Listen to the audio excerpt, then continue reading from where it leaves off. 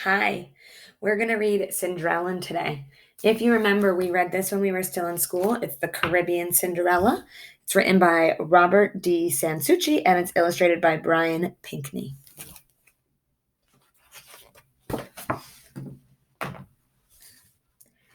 You may think you know this story I am going to tell you, but you have not heard it for true. I was there, so I can tell you the truth of it here, now.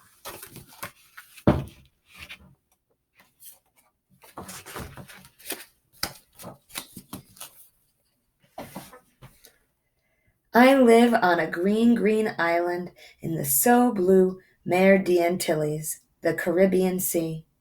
Long ago, when I was a child, my family was poor. When my mother died, she left me only one thing, a wand of mahogany. 3 taps will change one thing into another, my mother had whispered, but only for a short time. And the magic must be used to help someone you love. Of what use was this to an orphan like me, who every day struggled to find shelter and fill her belly? I could not use the wand. I had no one to love, and no one who loved me. When I grew up, I worked as a washerwoman, scrubbing other people's sheets and shirts at the riverside, drying them in the sun. One woman I worked for was kind.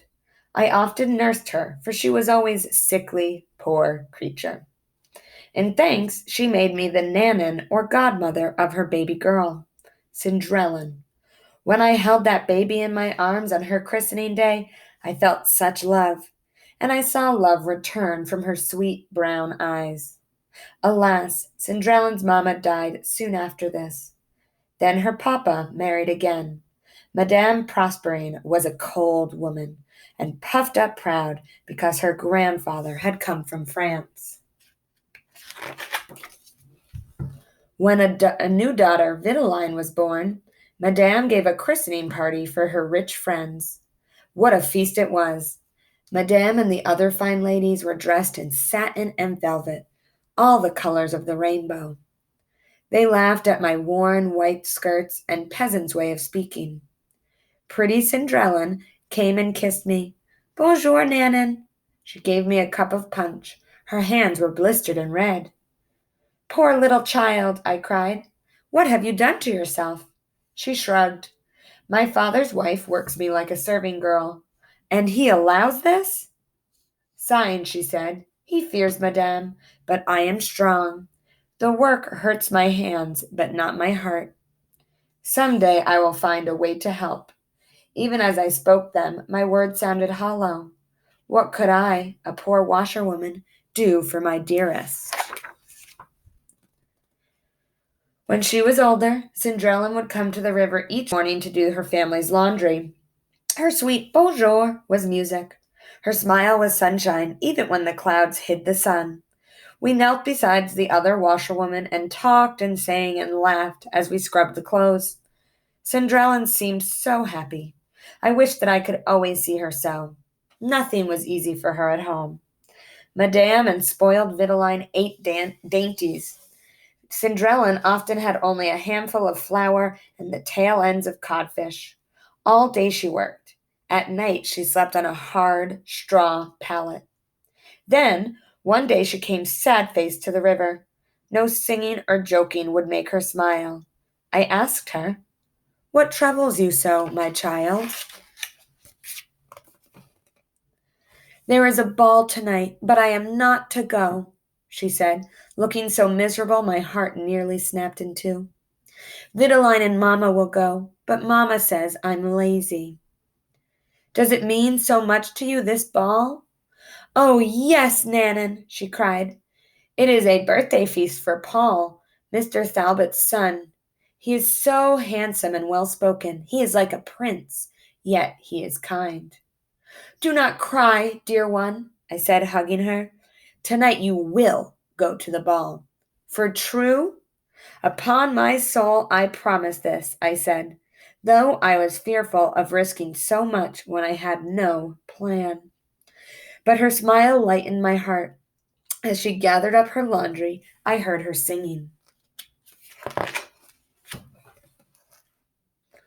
Long after she left, I was sat watching the river.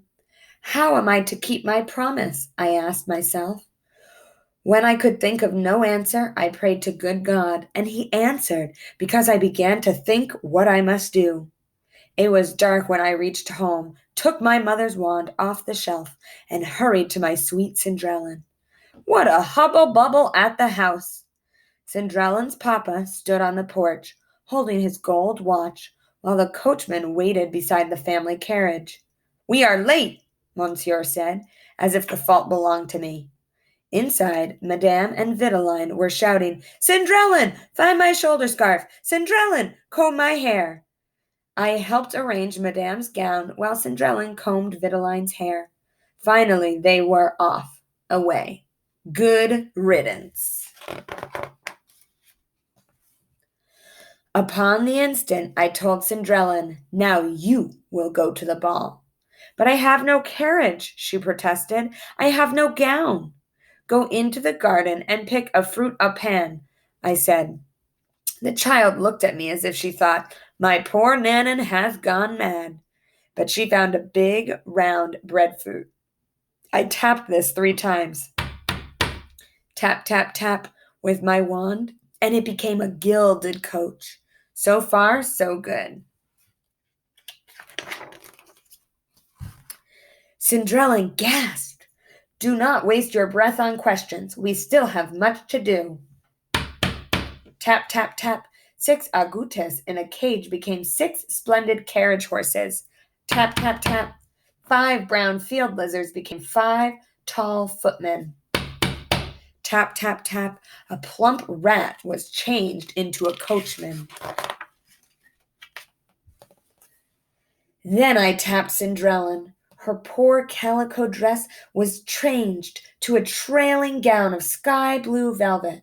Upon her head sat a turban just as blue, pinned with a temblet, a pin of gold. She had a silk shoulder scarf of pale rose, rings in her ears, bracelets, and a necklace of 4 strands of gold beads bigger than peas. Upon her feet were elegant pink slippers, embroidered with roses. It was enough to hurt my eyes to look at my darling. Finally, I turned my washerwoman's shift into a fine red dress. I would chaperone Cendrillon as suited a proper young lady. Away we went, over the bridge, through the town, along the shore to the grand mansion of Mr. Thalbot. Just before we stepped down from our carriage, I warned Cendrillon. The magic lasts only a short time. We must leave before the midnight bell is rung. Yes, Nanan, she promised.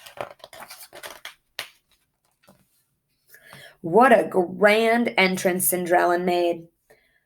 All eyes turned towards her and could not look away. I heard whispers all around. Who is that pretty girl? Look how fine her clothes are. Did she come from France? Even Cendrillon's stepmother and stepsister did not recognize the 2 of us, though they peered crossly at us.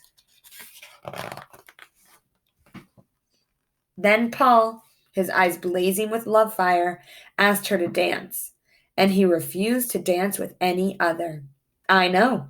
I watched as I ate. Oh, what fine food I helped myself to as I watched the handsome couple. Even chocolate sherbet.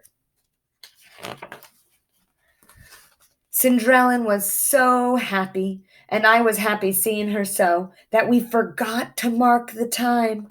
Suddenly, I heard distant bells strike the first chime of midnight. Astonishing all with my rudeness, I grabbed Cendrillon's hand and cried, It's nearly midnight. We must go. For a moment, I feared she would not obey. Then she turned, and we ran towards the door. Paul cried, Wait! I do not even know your name. He ran after us. But guests and servants, confused by such running and shouting, blocked his way. As it was, we barely escaped to our carriage because Cendrillon stumbled on the stair. She had to leave behind 1 embroidered slipper. Off we sped into the night, as I counted the chimes. At the moment I heard the 12th stroke, we found ourselves in the dusty road beside the smashed breadfruit, and around us the agoutis, the lizards, and the fat rat scurried into the bush. We walked home like two ragged washerwomen. Our fine clothes were gone, all except for Cendrillon's pink slipper. She took it off, saying, "I will keep this to remind me of this wonderful night and a happiness I will never know again." "But," I said, "I will help you visit Paul again." She shook her head. "I see now that it was not Cendrillon he fell in love with," she said. "He was under the spell of your wand. When the magic goes, the love, too, will fade from his eyes." "Alas," I said, "my plans have come to nothing. I cannot give you the gift of love that would change your life for true." "Dear godmother," she said, kissing my cheek, "you gave me this night. It is enough." I did not see Cendrillon at the river the next day. When I called at the house, I found she was in bed. Madame and Vitaline said she was being lazy, but I saw she was sick with a broken heart. I stroked her brow for a good long time until I heard a great commotion.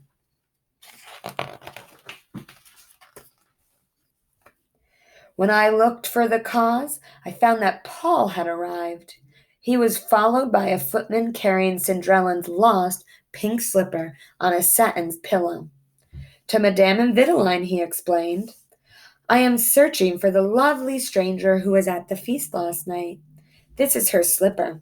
I am asking all unmarried young women on the island to try it on. I will wed the one whose foot it fits." From the doorway, I heard Madame say, "My pretty daughter is the only unmarried girl in the house." Then Vitaline and her mamma tried to force the girl's big foot with toes like sausages into the slipper. Such grunting and groaning you never heard. So eager they were, I feared they would destroy the slipper.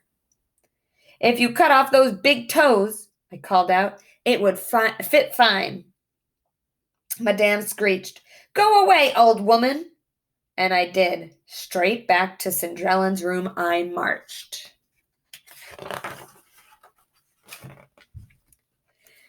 "Now, child, if you love me," I charged her, "do this one thing for me. Go into the hall." She drew a shawl around her cotton shift. Barefoot, she went into the hall, where panting Madame and sobbing Vitaline had given up the battle of the slipper. But just as Paul was turning to go, I tapped Cendrillon. Tap, tap, tap, with my wand. To the astonishment of all, she appeared as she had at the ball. "No, godmother dear," she said, "no more spells." With a sigh, I touched her again, and she was as before, in her shift and shawl. Without hesitation, Paul knelt before her. Gently, he placed the slipper on her foot. Then he said, "You are as beautiful this moment as you were last night." And everyone in the room could see the true love in his eyes.